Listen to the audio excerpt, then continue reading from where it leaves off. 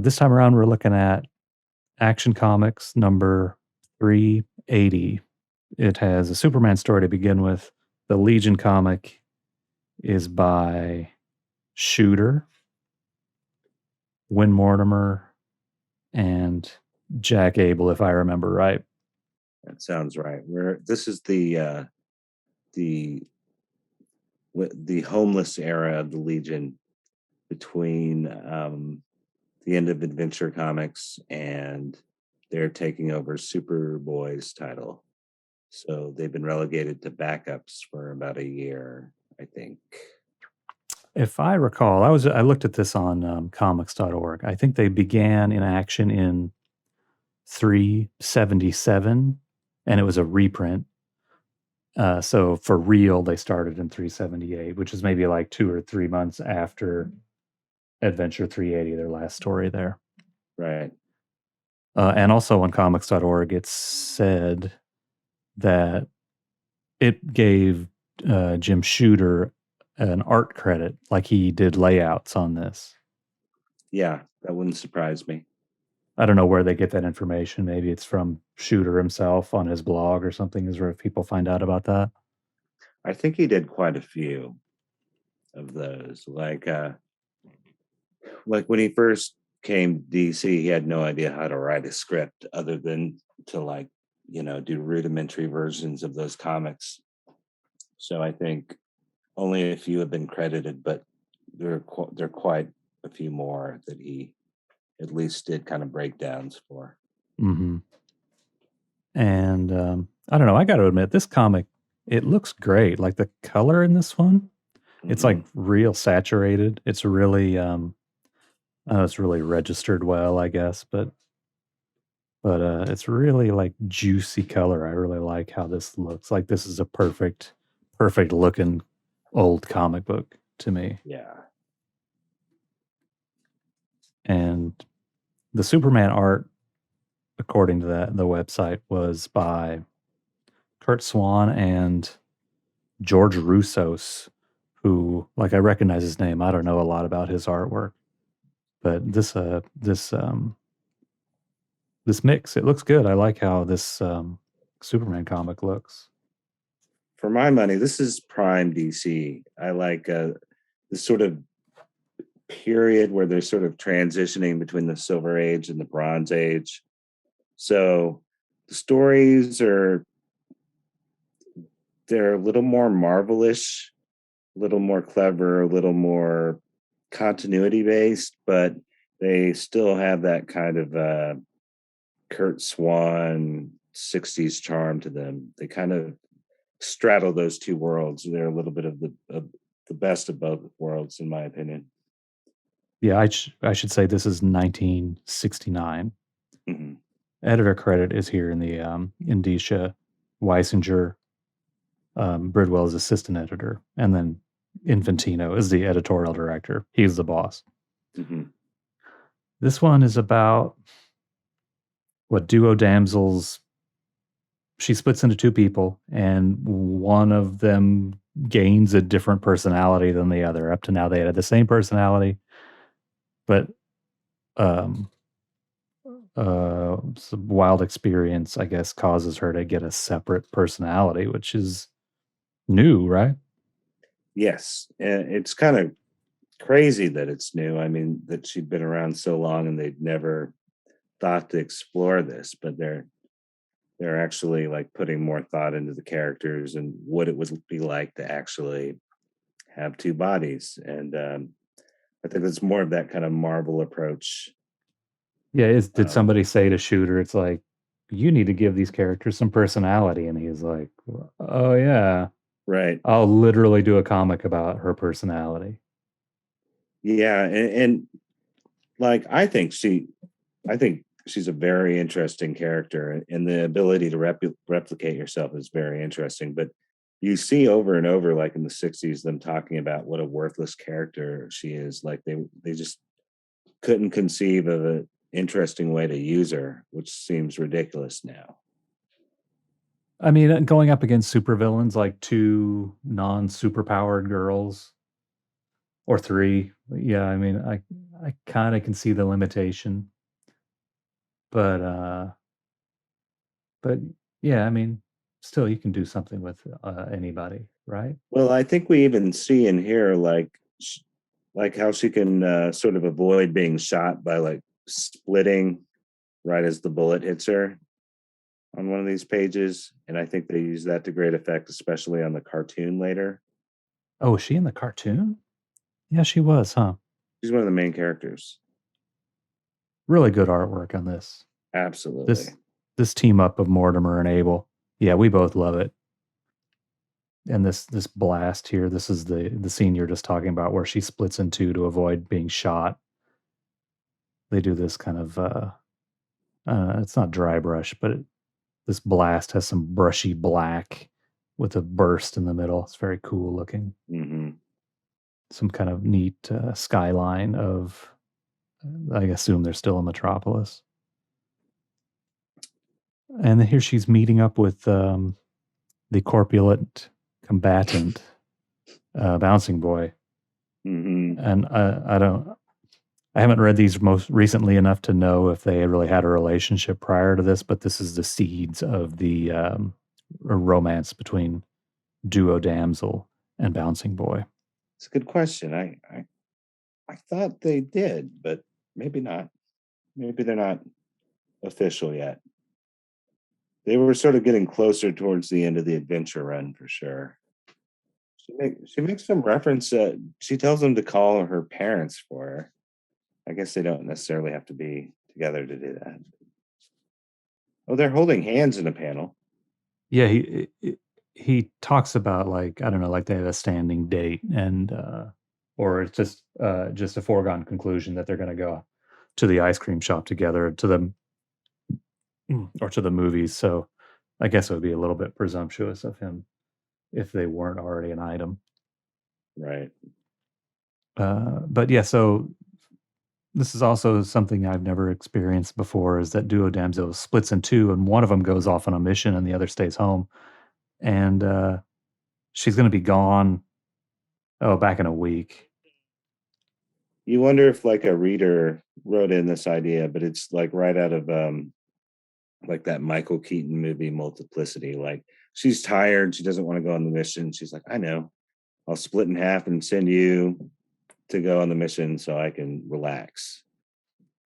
Like, Yeah, I mean, it's kind of a Prince and the Pauper kind of story. right, Or right. when did that movie Parent Trap come out? You suppose they got the idea from that? That's like a late '60s movie. Oh yeah, Maybe a that little almost later seems than more this. likely, doesn't it? Yeah, or Patty Duke or something. Patty Duke. Yeah, I don't think they didn't play with that as much as they should have on the Patty Duke show. But yeah, I think everyone knew they were twins. She didn't like sneak her cousin in. The one twin rockets off to go on this mission, and the other one stays home and goes on a date with Bouncing Boy. And They do sort of sidestep uh, the power issue that you kind of brought up a minute ago, because if only one of them's leaving, she's effectively powerless, and yet she's on the Legion. She still counts. she's just like delivering some papers or something. Yeah, So she's a courier. So I guess you don't need any superpowers for that. yeah. This is before email, of course. Fax machines, probably. And so they go back, but Monel shows up and he's like, "You got to come and do a mission with me and stop some a masked man and woman with superpowers." And then they're interrupted, and I don't think they even go on that mission to stop those people before they're interrupted by Oh yeah, the other they're duo intercepted damsel. by who they're actually intending to go after. Yeah, and this dude is named Namlor, or Namlor, not sure. And Laura. They're about to get married. She's gone for a week. She's got a fiance now. A lot happened in that week, her wild week. And their kids. So he brings her back, but then he's got to take off. So they merge, duo damsels merge back together. Monel whispers that he has to leave for a space mission. It's a secret. Right. This is also the first time we learn about how when she remerges, how they sort of consolidate their memory, and she has to recombine with her other self to get caught up on what's happened. Oh yeah, that's kind of interesting. That's like merging your hard drives. Yeah, for sure. And so in her sleep, she has a dream of, I guess she's dreaming of the stuff that happened to her other self or to the self that was on the mission and fell in love with Namlor. Probably just a coincidence, but it makes a lot of sense because sleeping and dreaming, particularly, is about memory consolidation, like its biological function. And speaking of biological function, what's happening to her body here?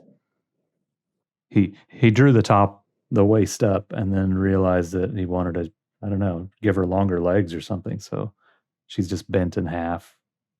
Did the editor not like that her legs were leading right to the guy standing over her's crotch area and told them to move it? Or is it like a last minute change? Like, because it's not like you're fitting more information having them this way than if they were just straight. But yeah, maybe it is because it would look like he's gonna take advantage of her. I don't know. Right, right. It does seem like some kind of last minute change. I mean, I think he's too good a draftsman to have done that on accident. Yeah, you would have figured that out, right, if you're Right. drawing it. This guy Namlor, he says he's the hero of the planet Ikros. Oh, and he's given her another name, and she's like, "Okay, yeah, you're handsome. I'm gonna let you call me Lilith." But we've never heard of this guy before or since, this big hero of Namlor. I don't even know if he was in Who's Who or anything, Who's Who in the Legion. He wasn't in Not, Who's Who, of course. not to my knowledge. Yeah. But kind of a big character, like who's gonna marry a Legionnaire, you know? Right. And he was a hero of another planet. Never saw him again. Yeah, totally would have been a good story, uh, when he comes back and he's like, uh, "Listen." Yeah, I don't wanna spoil the ending of the comic. We'll talk about what That's he right. could do That's when he right. comes back later. Um, I love this wall in her, is that on both pages? Like it looks like freaking Laughing back here in her bedroom. Pretty cool. Right, right. I noticed that it reminded me of Shrinking Violet because she had a symbol like that in that color scheme later. Yeah, do you think Shrinking Violet used Duo Damsel's wallpaper to make her costume? Maybe. Maybe she's sleeping in Shrinking Violet's bedroom. I don't know. Oh, Maybe there's like some single white female stuff going on. One's copying off the other. yeah. Well, in that Mordru story, she seemed really jealous of Shadow Lass. Right. I wonder if should Duo Damsel get 2 rooms? In this story, it kind of seems like she'd need to. Yeah. And it appears that she sleeps in her, superhero costume, just takes off the belt and the cape to go to sleep. Essentially fighting crime in her pajamas. I mean, if they sleep in these costumes, they better have some unstable molecules in those, I guess. Right. Yeah. On the previous page, you see her boots and her cape. Yeah. Yeah. She just takes those off and goes straight to bed. Here she's really leaning on, Bouncing Boy, "Stay near me until I figured this out." So, sounds like Bouncing Boy's he's got it made. He's got the charm. And here's their monitor board. Um, I think eventually, like, Giffen really soups it up and makes it really computery with all their symbols and stuff. This one, it He's just got kind of this like a proto interlac too. I guess so, yeah. It's nice. It's a nice office or a nice, like it's nice in there. I like it. Mid-century computer room Right. look to it, and there's this big red thing in the foreground. I'm not sure what that's supposed to be. But they're gonna go and check out the amalgamite refinery that's being robbed. Amalgamite's one of the rarest substances in the universe. Oh yeah, this is an interesting detail. It takes 100,000 tons of ore and this entire complex to produce a gram a day of amalgamite. And I guess you can buy it and sell it on, or you can steal it and sell it on the black market and make a fortune, as they do here.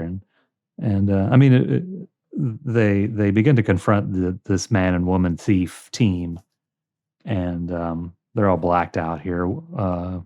Any guesses on who they are?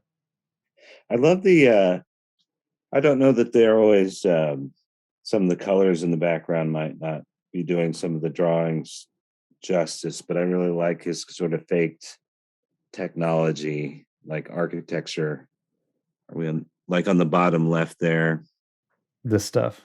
Right. It's kind of lost in that green, but Yeah, this would have looked really cool with a lot of colors, like if they'd kind of approached it the way they do this stuff in the Legion headquarters. mm-hmm, mm-hmm, Yeah, it's all lost. Here it's dark green, here it's kind of brown, right. and here it's all just in this light blue. But yeah, they went to some effort to draw some interesting looking Yeah. um stuff in this place. Lots of silhouettes in here, but I guess that's to keep the mystery characters mystery, right? Mysterious. This is the amalgamite, but it kind of looks like she has a sandwich.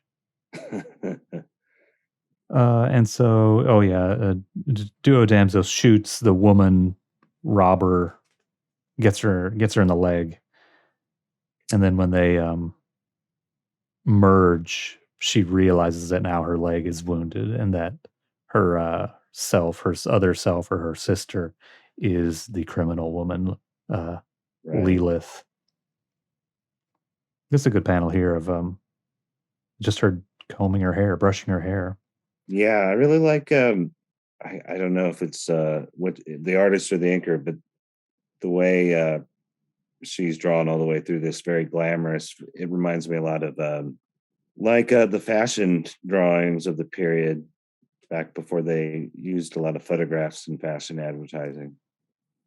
Yeah, they do a good job on her hair. Like she's got this kind of like the part in the middle of her hair, Mm-hmm. and this highlight back here on the back.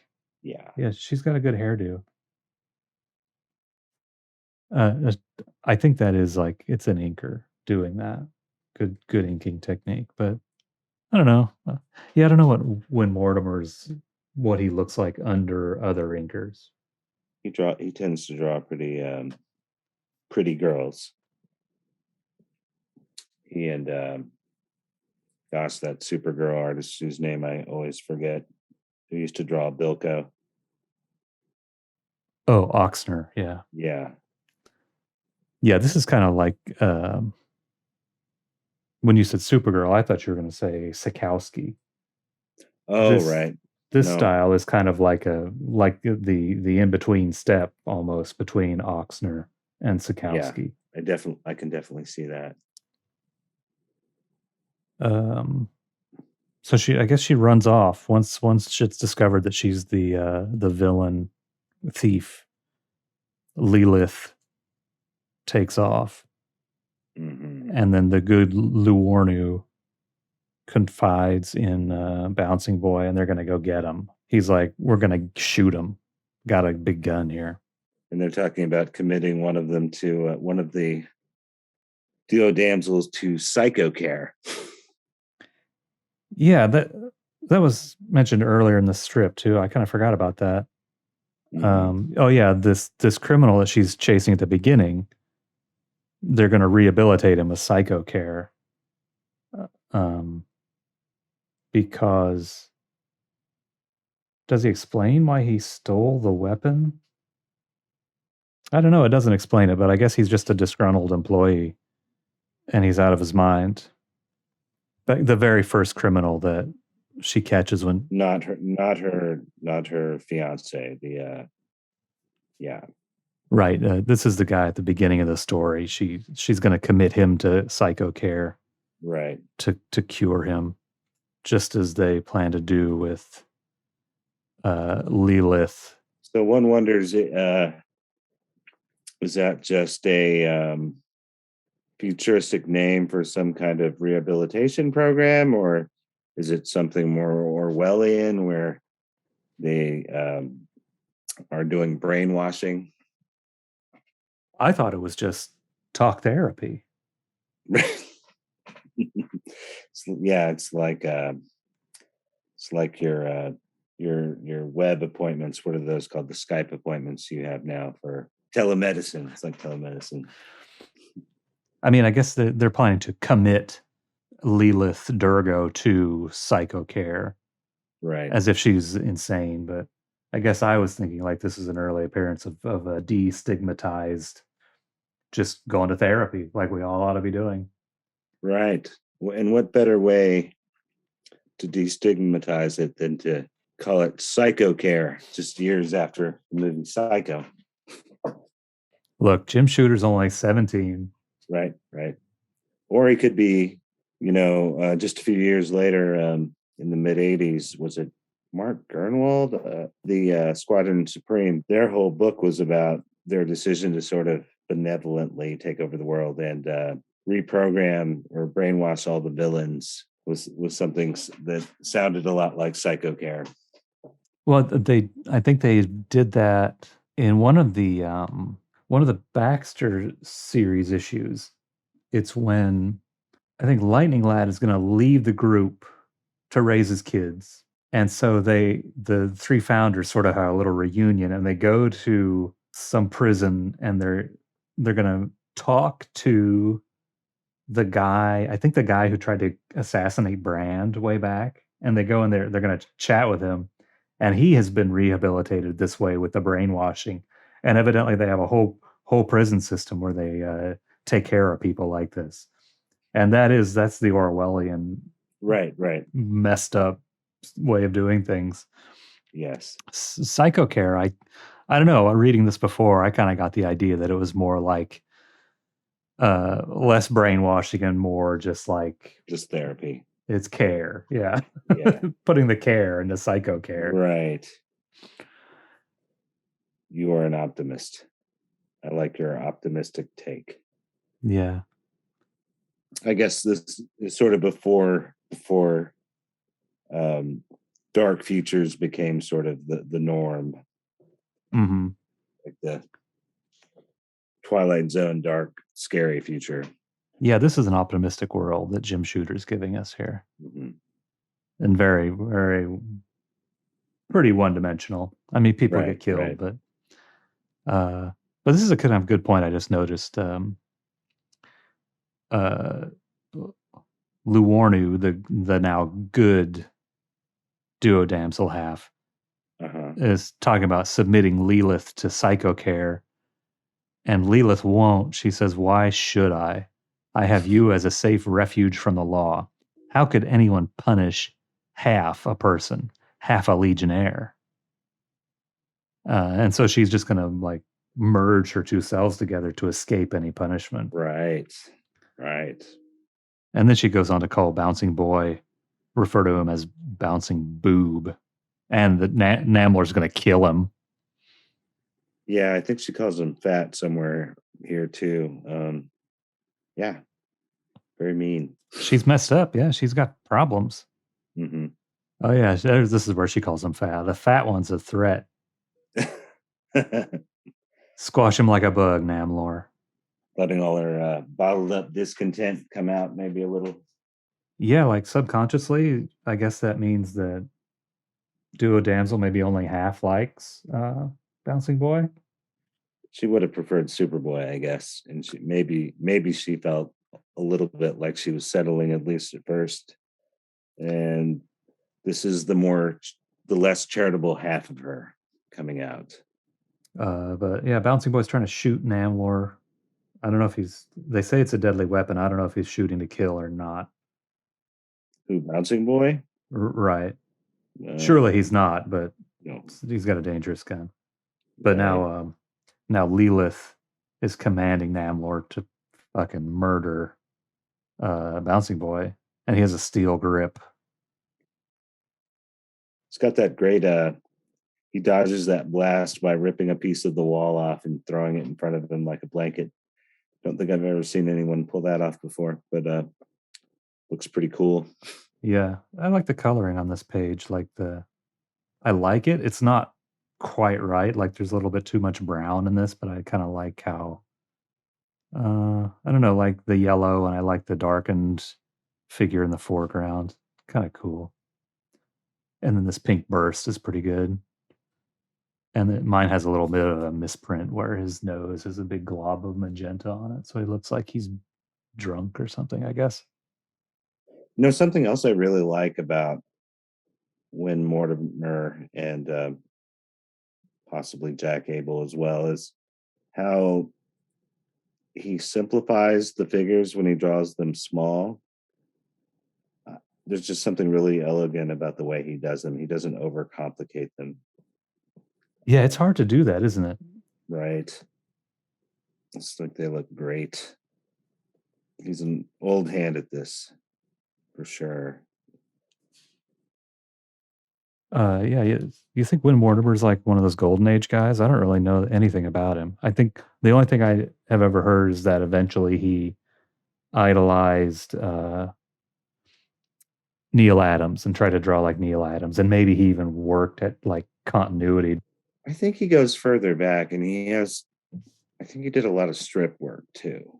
Mm. Maybe both before and after his DC stuff. Yeah, that might also kind of account for this type of style kind of getting prominence. Is that they were drawing like this in this newspaper strips, like this kind of hard edge look.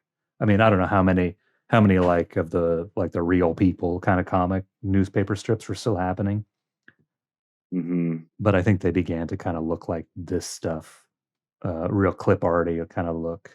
I'm trying to remember his bio. I think maybe he's a Hal Foster guy, but I could be like that was one of his idols.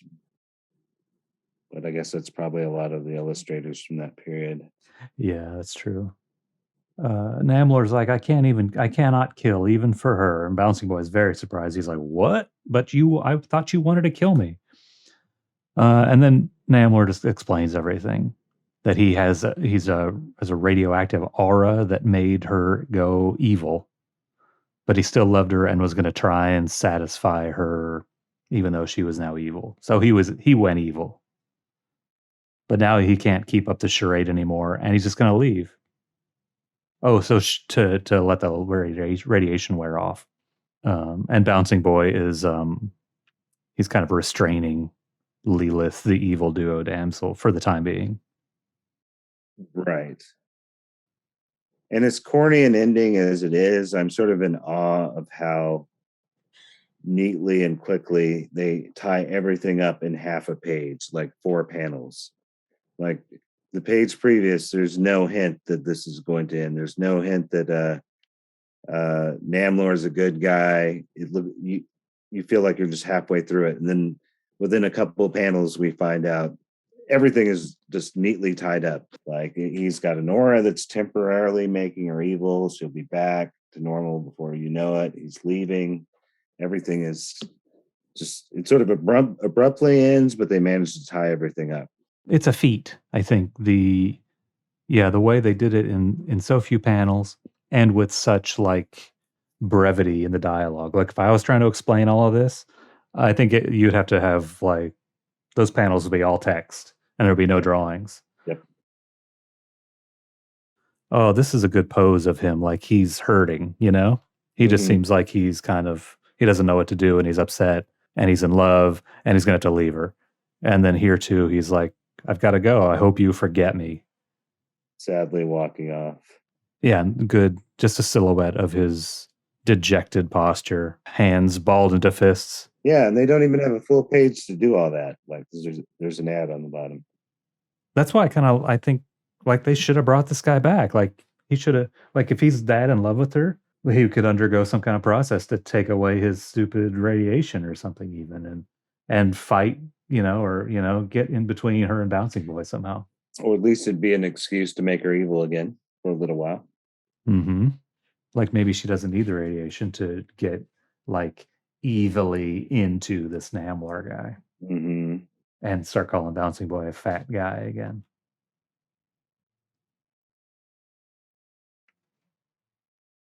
Uh, anything else to say about the comic? I mean, I'd love it if they had a 13-page backup in Superman right now. I mean, it's probably better than what they're getting regularly these days, which is like what, a limited series every 2 years.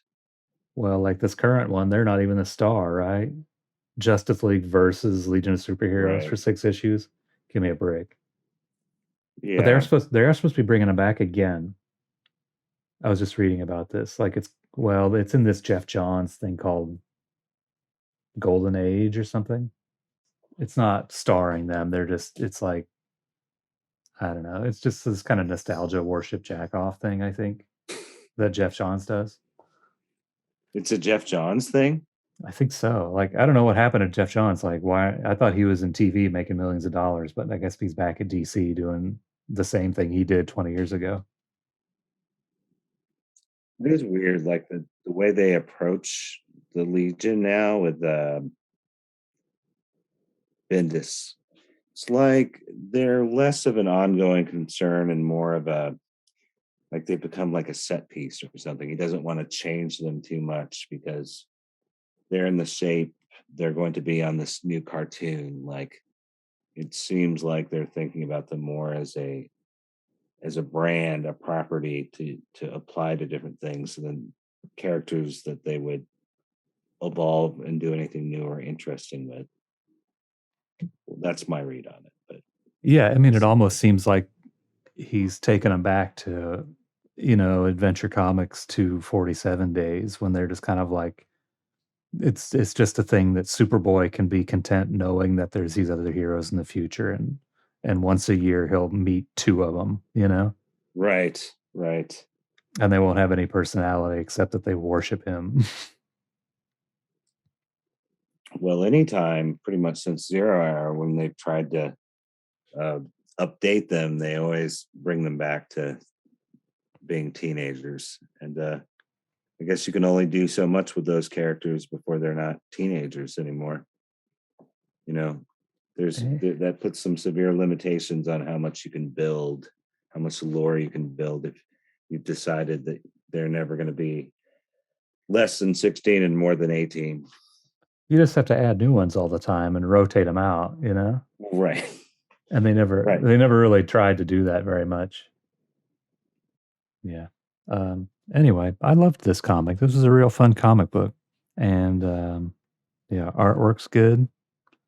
The like the building of the lore and the kind of buildup of the duo damsel character is pretty interesting. I wish they would follow it up with a little bit more Nam lore as time went on, but Mm-hmm. that's kind of the name of the game back then. Yep, good comic. Let's check out the letters page here. This is not the Legion Outpost. This is the Metropolis mailbag. Um, I'm not going to read these boring ass Superman comments. It's Bridwell answering these letters. I'm watching Dean Jones' What's It All About world on TV as I write this. This is a Superman one, but that kind of gives you an idea of the era we're in. Yeah, when Dean Jones was a big star. I mean, he was a big star. He was in the movies, right? Parts of it were sort of sickening to a Superman fan like myself, but most of it was pretty funny. They showed Clark. He just wrote in to say what he saw on TV. Mm, Yeah. Okay, the next one's about the Legion. This is written in by unsigned from Frankfurt, Indiana. Uh, unsigned. a mysterious unsigned letter writer, the unknown letter writer. Do you think they wanted to be unknown, or do you think they're kicking themselves once they've read this? Like, damn it, I finally got in, but I forgot to put my name on it. I bet they are. It was probably just some kid who forgot to write his name on it. Right, right. Legion has my congratulations. If you can get my father interested in it, it has to be good. This is kind of a funny letter. Like this dad stole his kid's comics and just read them. He didn't throw them out. Yeah, this is like me and my son. He knows more about the Legion than any kid his age, I'm sure. No kid knows anything about them, right? Right. Unsigned, Frankfurt, Indiana, writes, Dear editor, the Legion has my congratulations. If you can get my father interested in it, it has to be good. About a week ago, I went to read some back issues of Adventure Store in the Legion, and I found they weren't there. I looked for them, finally found my dad reading them. He said he liked them, and I could keep on buying them as long as he gets to read them. Thanks. Son is probably 30 and dad's probably 70, right? Mm-hmm. Well, yeah, you wouldn't want to throw away those adventure issues. Those are valuable. The son would have to kick the dad out. Next letter, Paul Decker, Oconomowoc, Wisconsin. Is that a real place? You telling me you don't know Oconomowoc? I'm trying to figure out if it's a palindrome or not.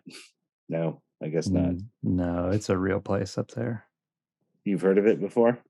Yeah. Up in Wisconsin, they're kind of like Native American derived places. Like an indigenous name. Yeah. And like they've got drawn a blank. What's the one?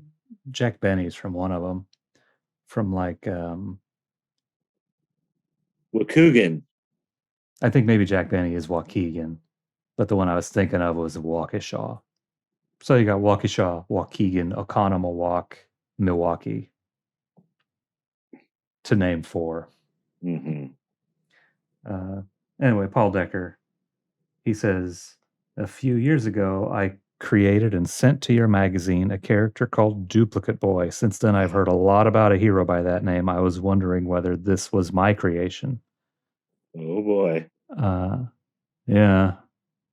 He might be owed something for the Duplicate Boy motion picture series.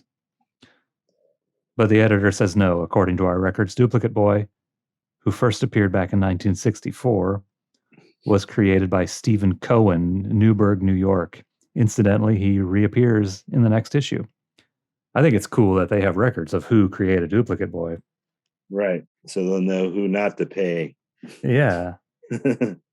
But like they knew that back then. Do they still know that? Do they still have these records of like, and like what other, you mentioned this another time, like what other of these characters are just fan generated from the letters pages? Seems like quite a few, right? Like there was a stronger, like a collaborative process between the readers and the and the writers. I mean, it's like, they had so much material coming out. I guess like you gotta get the ideas where you can, even if you steal it from the hands of a little kid. Whereas now, I think they even like try to discourage, like, don't send us any ideas. Oh yeah, they don't want unsolicited ideas anymore. I want them to start soliciting some ideas from me, though. Probably make a lot better comics if they did. Tim Justice, Newport News, Virginia, he writes about the character development in the Legion and how, well, he says the Legion stories have reached what I once thought was an unattainable quality in comics because of the personal feelings and emotions that the characters have. He cites Adventure 312, for example, when everybody was sad that Lightning Lad was dead and happy when he was revived. I mean, it's not that deep of a characterization, but yeah, he says that their Legionnaires willing to sacrifice their lives to restore Lightning Lad. That made it really interesting. Yes. In contrast to the last issue we were reading the letter column of, it seems more evident here that these are more age appropriate letters. Like these seem like younger fans, right? Even though he says he's read back since 312, he may, just have a stack that goes back a few years. Like this doesn't seem like it's a 26-year-old writing in. Yeah, so Adventure would be up to about 385 or something now. So the difference of 312 up to 382 would be 70 months, which is 6 years. So yeah, he could have been 10 and now he's 16. Yes. Or he, again, like, I mean, I don't think it's a new thing to like end up with comics that go back before you actually started reading them. Like someone, your older brother or someone gives you a stack. That's true too. Like, I was just thinking he says my first issue was Adventure 12. So either right, way, yeah. But yeah, he seems young, but he seems pretty mature for this. right. But yeah, definitely not the old dudes that were in the Baxter Right. issue we were just talking about. College kids or whatever. Guys older than me, it seemed like. Yeah. But I'm only 28. 29, right? That's right. I turned 29 last. I'm only 39. uh, and he also points out the scene in Adventure 369 when Duo Damsel cried herself to sleep over Superboy. It's the human interest that makes you want to keep up with the Legion. Um, that's 369. That's not that long ago. A couple of years ago, year and a half ago, Duo Damsel was crying herself to sleep over Superboy. But she's got Bouncing Boy now. Bouncing Boy and Oh, Namlar. Yeah. Namlar. But I think Bouncing Boy, he saw his opening and he bounced right in there. I guess sometimes it does pay off to be the friend. He may be a corpulent combatant, but he's also a rotund romantic. It's funny to me that the real reason, the real likely reason they ended up together was they were both deemed like two of like three or four Silver Age characters that were too silly to remain in the Legion. And by pairing them off, they can marry them off. What a cynical point of view. I mean, you could be right, but I never thought of it that way. But yeah, that sucks. Right. I think they were all too happy to get them both off the team. But they're two of my favorite characters, so I'm not a fan of the choice. But Well, and also in their wedding issue, didn't like Duo Damsel get kidnapped by like fucking Starfinger? yeah, it's bad, and he gets. It's very. They kind of emasculate Bouncing Boy in that because the Legionnaires with powers he stays back and he's at the mercy of the Legion to save his girl for him. Like there's no like stand back Legion, this is my wife, I'm going to go save her. He gets left behind while they go to save her, if I recall correctly. That's lame. Like, who wrote that? Like, wouldn't you just have him save her? Like, figure out a way for Bouncing Boy to, or have her save herself, maybe? Right. Kind of lame. Maybe I'm misremembering. I'm sure our viewers will be more than happy to correct my inaccuracies, my apocryphal memory. In the description of all these videos, I always write that we're Legion experts, but basically the whole time was like, what happened? Who is that guy? But whatever. It wouldn't be very entertaining if we actually knew what we were talking about. It would be like watching a Wikipedia entry. It's the fun is watching us misremember and inaccurately describe everything. Yeah. We need to misremember it funnier, I guess, though. Work on that. Oh, the editor replies, that's why we insist on putting the human element foremost in our stories. By the way, Duo Damsel is back in this issue with the wildest split personality story you've ever seen. Oh, was split personality like a zeitgeist thing in 1969? I feel like it would have been earlier, but I could be wrong. Remember that thing Sybil? Remember that? Mm-hmm. I wonder when that came out. Like, that was a TV movie, but it must have been a book first. Maybe that came out and was huge. I definitely think you're onto something with the Freaky Friday. Oh yeah. Oh, I said Parent Trap. Freaky Friday. Oh, I'm sorry, I get them mixed up. Right? Were they both Haley Mills? I can't remember. Freaky Friday is the one where they trade bodies, I think. Yeah. And It's like a mother and daughter do it, right? right, which is probably the plot of another Legion story. But So the next letter is just asking about the title of the letters column.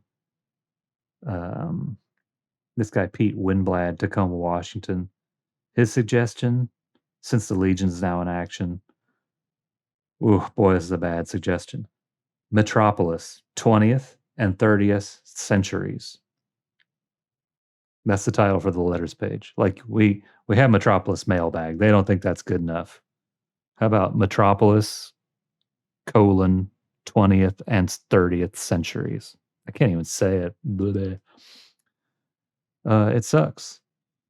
The editor says that's the dumbest suggestion we've gotten so far. what are you, 10? Yeah.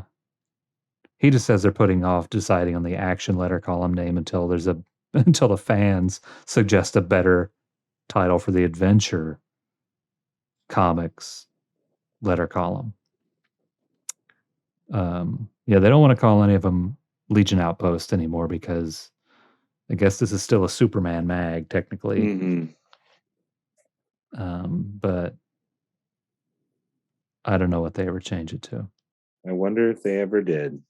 Probably not. This guy says the Bizarro calendar, the first day of the week was Sunday. It should have been Saturday since the Bizarros do things backwards. What? They showed the Bizarro calendar? Leave it to the Bizarros. So in case you ever wanted to know, first day of the Bizarro week is Sunday, not Saturday. Those are great comics, man. Yeah, but this isn't the real Tales of the Bizarro World anymore because those ended a long time ago. Right. Unless this is a reprint. Maybe they reprinted it. John Forte would be passed away by now, right? Yeah, this is 1969. He died in 1965. Mm-hmm. And I think he'd also stopped doing Tales of the Bizarro World. I mean, I think they did Legion and Bizarro kind of concurrently for a little bit. Yeah, it was basically just a same team, different characters. They switched over, right? Yeah. But see, then when Siegel wrote a bunch of those as well. Right, but when like Legion took over Adventure as the main feature, I bet they didn't do any more Tales of the Bizarro World at all, right? No, it was like a 1-for-1 switch. Yeah, that was Adventure 300 way back then. So I don't know. It's been a long time, I think, since Bizarro was a regular feature, but maybe this big forget story was I don't know, they brought him back. I don't know. Well, yeah, but we're also coming out of that period where like every 6 or 7 issues they have a 100-page giant that just reprints a bunch of old stuff. Right. My guess is he's talking about a reprint. That's for sure. And that's it. Action 380.